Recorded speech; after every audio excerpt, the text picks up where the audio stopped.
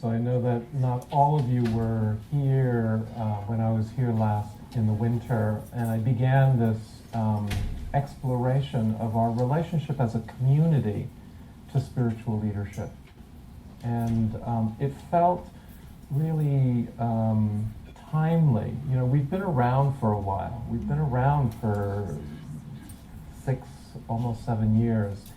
And there is, you know, one of the needs of community itself is leadership, is the emergence of leadership. And so this is it feels as if this is the time in which our communities, our spiritual communities, are, you know, one of the images in the Dharma is as we walk this path, the fruit begins to ripen.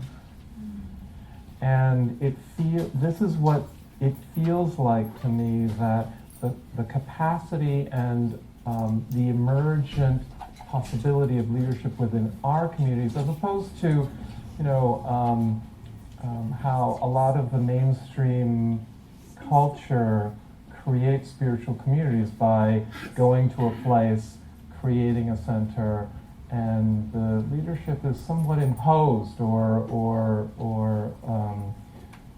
mandated. And really it feels that from the perspective of the mission and the intention of EBMC, that how do we create a sustainable model of leadership that is part of our culture here? And so I wanted to begin with, you know, how the Buddha talked about leadership and teaching. And this is in the Anguttara Nikaya, and he's talking to his, you know, right-hand person, Ananda, and he says, the Dharma should be taught to others only when 5 qualities are established within the person teaching. Which are these 5 qualities? The Dharma should be taught with the thought, I will speak step by step. So that speaks to knowing how to teach in a clear pedagogical way. So it's about pedagogy, it's about process. The Dharma should be taught with a thought, I will speak explaining the sequence of cause and effect. That's really about wisdom. That's really about karma. That's really about insight. The Dharma should be taught with a thought, I will speak out of compassion. He's speaking out of the Brahma Viharas, loving kindness, compassion, joy, equanimity. The Dharma should be taught with a thought, I will speak not for the purpose of material reward. That's speaking out of generosity, the practice of dana, the practice of unconditionality. And 5, the Dharma should be taught with the thought, I will speak without hurting myself or others. This is the practice of ethics. This is the precepts. And he goes on to say, it is not easy to teach the Dharma to others, Ananda. The Dharma should be taught to others only when these 5 qualities are established within the person teaching. So the word that I want to focus on just for a bit is the word established. Is that these qualities are established, they're not perfected, right? So we don't have to, and we actually can't wait for that place of perfection, because none of us are perfected. But they have to be established to a certain level that there's a foundation. And then he talks, I really resonate with this particular teaching around the Patiharaya, which is the 3 miracles. And he talks about 3 miracles, which is the miracle of magic, the miracle of mind reading, and the miracle of instruction and learning. And the Buddha says in the Digha Nikaya that he sees the danger in the first two because they're so seductive, and they can be used actually manipulatively. But the marvel of instruction is called noble and sublime. And that the marvel and magic in the instruction is the transmission of freedom from one person to another. And so, there's a way in which leadership emerges, the capacity to teach. And when we talk about leadership, it is about teaching the Dharma, sharing the Dharma, but it is also about, wise use of authority within the community to lead the community itself, because you can lead a community in so many other ways other than just sitting in this particular seat. We have so many leaders in this room, which, I want to actually open the space up for us to have a discussion at the end of this talk. So as practitioners, we make up the community. Of course, teachers and leaders are part of our community, but we are all teachers and we are all practitioners. And so we're all in this together. And that's why I feel that this conversation, sort of bringing it to the forefront, bringing it out into the open, is so important for the development, for the evolutionary development of our communities. And that, there is a purpose in this archetypal role of whether you call it teacher or leader, because no community can exist without them. Of course, you can have your decision-making process as non-hierarchical as possible, but you still need people to galvanize, to focus the efforts, to lead with consensus, to stand in the high road or the high ground or in the high water when that's needed. And so, how do we create a different model of developing leadership that's not based on individual attainment, or how many times that I've gone on retreat, or, what individuals think of my practice? How do we support each other so that we have generations of leadership that are developing in this moment? They say 7 generations forward. And we have felt this in our larger culture, right? So we've felt this, even in sort of, organizations that are trying to do diversity work, and they're looking for sort of qualified people of color. Or, one of the analogies that I can think of is that when you're in the academic circles, they're looking for like tenured faculty, and so they're just waiting for people of color to apply or whatever. When, the educational system has been blocked from elementary school. And so how do you actually see that path? Who's going to do it?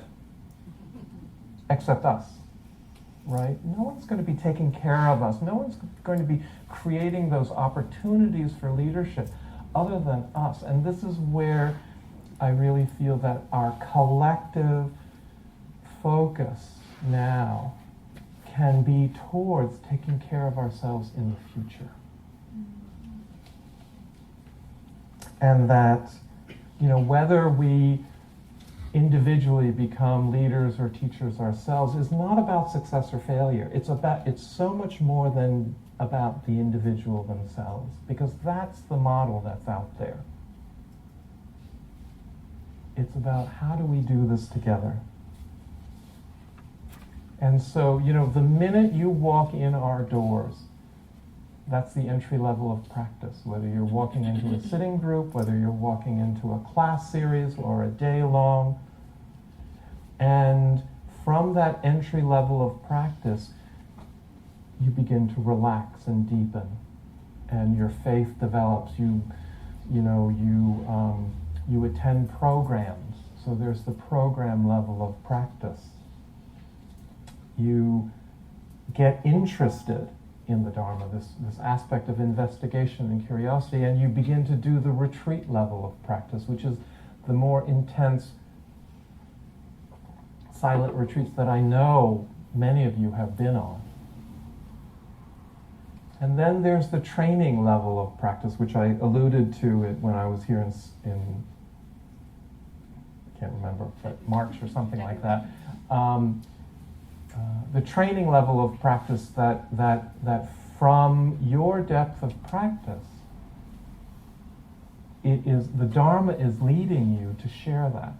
And so there are training programs like community Dharma leaders or dedicated practitioners that create that training level that allows that leadership to ripen.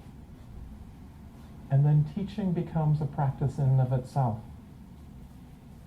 We don't just become teachers just because you have a certificate or you have some nod from somebody else. It is a practice, and it is not an easy practice because you make a lot of mistakes, and when you do that, how does one learn? How does the community allow you to learn through the mistakes? That's an interesting place for us collectively to practice, because there can be so many projections on whoever is sitting in this seat or who is sitting in that office as our leaders.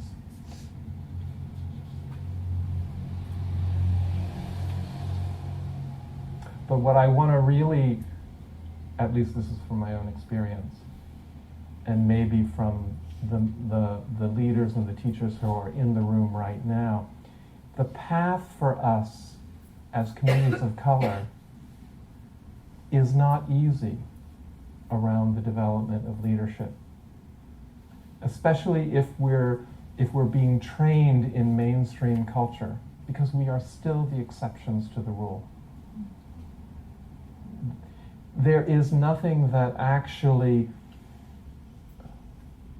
creates the conditions that it's not even just about welcome, that supports our participation and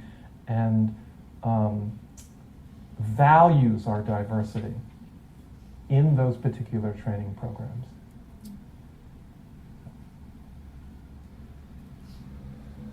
So the leaders and the teachers that we have in this room are I just want you to know how precious they are. And that how do we take care of ourselves to develop our next gen, our next cycle? Because the leader is just a barometer. They can inspire you to deepen one's own practice, but they also are not the definition of your practice.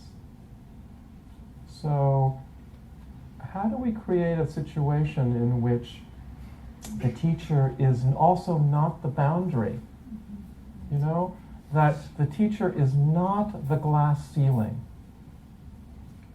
My father, one of the things that I really valued about, even though he wasn't a spiritual teacher, he taught electrical engineering. Maybe that's spiritual to some people, but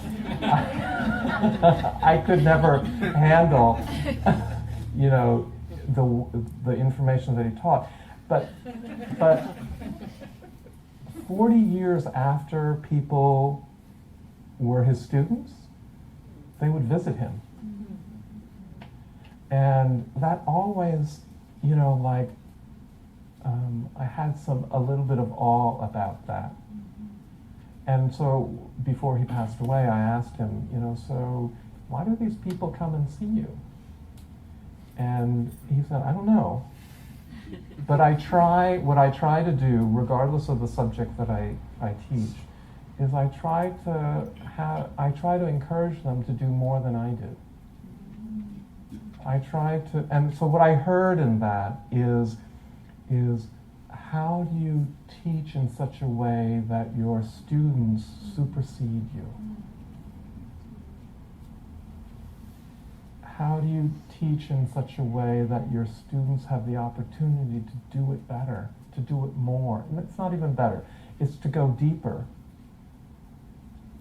And for the Dharma, this makes so much sense to me. Because if we don't leapfrog our teachers, how does the Dharma ever survive? And this is the template of the Buddha's life. The Buddha, when he went and did his ascetic phase of practice, studied with these masters and superseded them. And there was joy in the experience of the Buddha's teachers.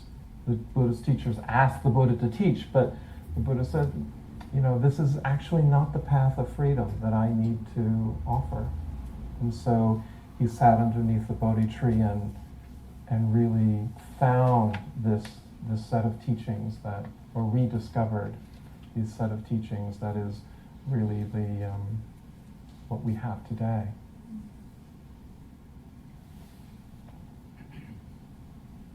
And it's not unusual. I mean, when we think about our the parental relationship with a child, of course you want that for your child to have more, to do better than, or a coach for an athlete, or an advisor for a student. So we have that template. It's, can we apply it in our community on a larger scale? One of the things that also makes sense in terms of the Dharma for me is that these teachings not just create peace in the world, peace in ourselves, peace in the world, that connection between personal and social practice, but it teaches us over and over again how to live with each other. And this is an aspect of civilization, really. As our lives get pulled apart by so many things, including the technologies and the activities that we have, the things that pull us together to develop relationships actually creates this place of civilization, of relating and living with each other.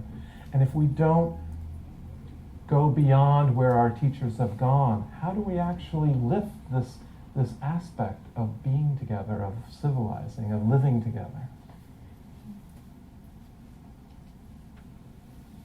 So in a way, the teacher is a transitional object, like Linus and the blanket. And, you need it for a time. It's worthwhile. It's absolutely necessary. And when do you internalize the blanket? There's a 9th century Zen saying, which is a little bit extreme just because. If you meet the Buddha on the road, kill the Buddha. If you meet the teacher on the road, kill the teacher. Well, don't take it literally. But metaphorically, it's at what point in time on your path, in the road, are you not dependent on the teacher? That teacher, that you've shattered that glass ceiling, that you've internalized such that you can actually share with others how freedom has entered your life.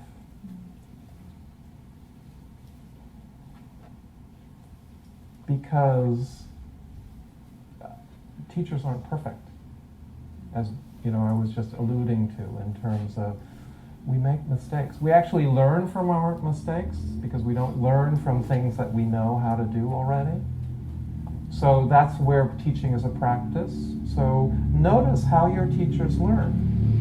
Notice the response of your teachers and your leaders when they make a mistake. That is a really important benchmark, because you can learn from how they learn. And don't be so, because we can get caught in the spiritual projection of, oh, you know, they're enlightened, or they're more enlightened than I am, or, you know, they have the teachings that I want. You know, we're all human, and some of the greatest teachers, one of them just passed away, and there was a funeral in LA for Sasaki Roshi, and he's lived to 107, so you can say that he's, you know, had great karma, and he created this whole network of Zen practice, temples, and many incredible students. And there was a lot of abuse in relationships with women. Was he a great teacher? I don't know. Some of his students also struggle with the I don't know. But beyond even the precepts, you know, the sort of the guidelines of ethics, my own experience is that most every teacher disappoints me in some way, shape, or form. You know? In a way, and especially, okay, because of the reason we're in the room, especially our senior teachers of this profession who are primarily white, of course they're going to disappoint me. Over and over and over again. And does that separate me from this path?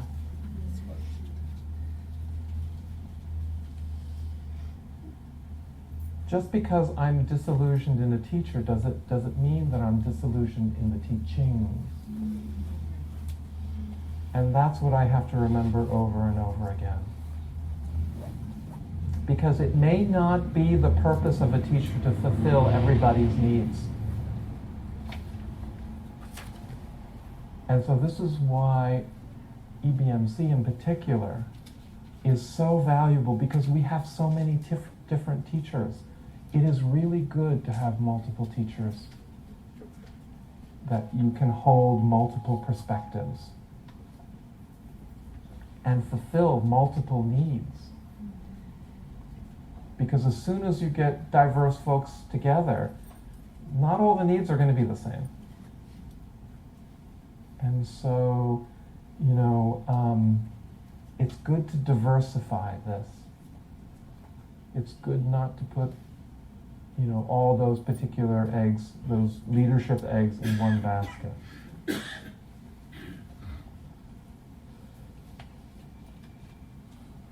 Ooh, I'm running out of time already.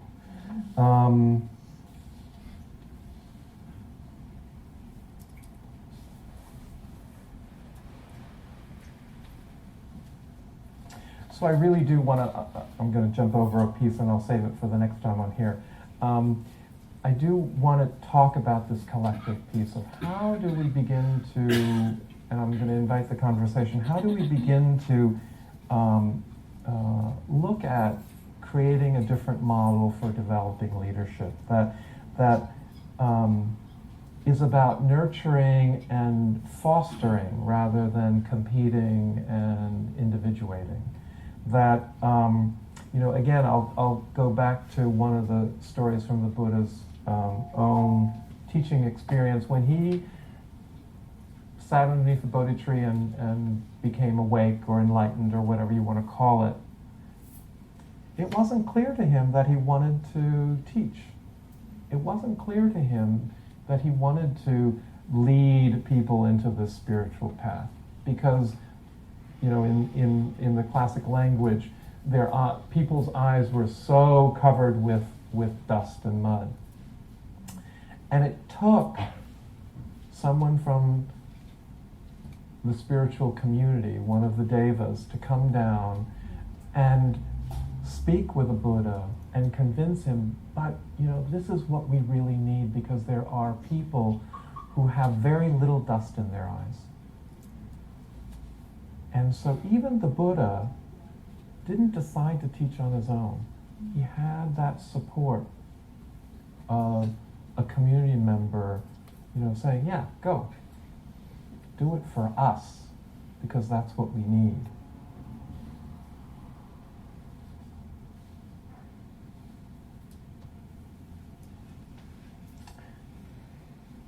So I just want to really take a moment to acknowledge, I'm just wondering if I could invite everybody who does teach at EBMC who's in the room, could they stand? Just people who have taught here. And to really, for us to appreciate our leaders, our teachers, and I really invite you to continue to support them with your presence, with your practice. And now, the people in the room who are leaders in some way, shape, or form at EBMC, whether it's on the board, whether it's on committee work, whether it's part of the sitting group leadership, could you also stand?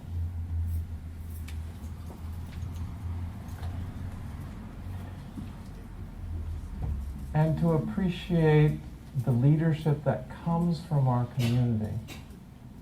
Because we actually can't do what we're doing here without all of these folks.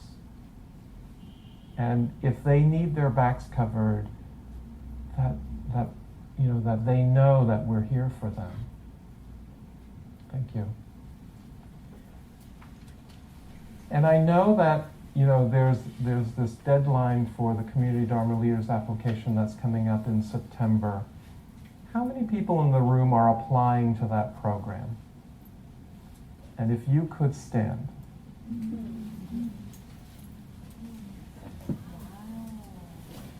So, I want you to stand. I want you to stand. I want you to stand, Amana.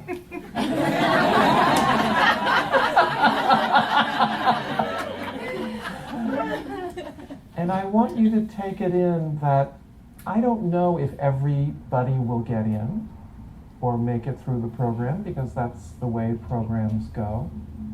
But I want to appreciate these people stepping into this path, that they're taking that risk for us.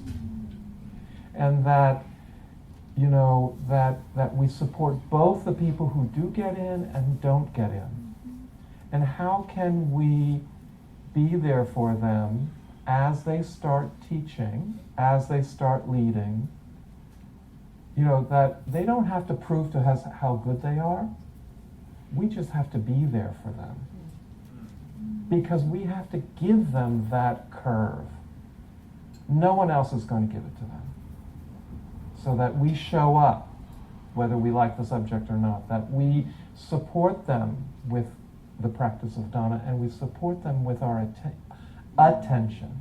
We pay attention to how our leaders are growing and forming. Thank you for